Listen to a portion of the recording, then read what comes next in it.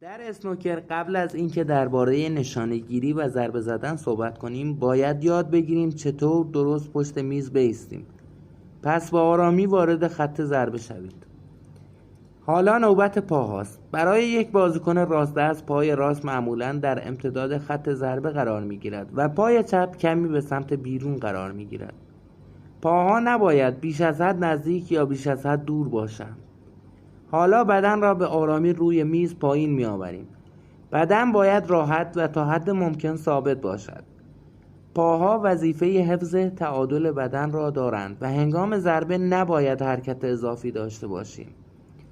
وقتی در وضعیت ضربه قرار گرفته‌ایم، سر باید در موقعیت راحت و پایدار قرار بگیرد و چوب در مسیر مورد نظر حرکت کند.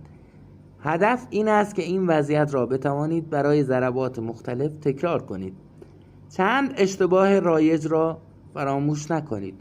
پاها را بیش از حد نزدیک نگذارید. هنگام ضربه بدن را تکان ندهید و فقط برای شبیه شدن به یک بازیکن حرفه‌ای حالت بدن او را کپی نکنید. مهمترین چیز تعادل، راحتی و تکرارپذیری است. پس یادتان باشد ایستادن درست پایه یک ضربه خوب است. قبل اینکه سراغ تکنیک‌های پیشرفته بروید، همین حرکت ساده را بارها تمرین کنید. در ویدیوی بعدی میرویم سراغ یکی از مهمترین بخش‌های تکنیک اسنوکر، یعنی نحوه صحیح گرفتن چوب و حرکت دادن آن. اگر این آموزش برایتان مفید بود، کانال اسنوکر آکادمی یزدان را دنبال کنید تا آموزش بعدی موفق باشید.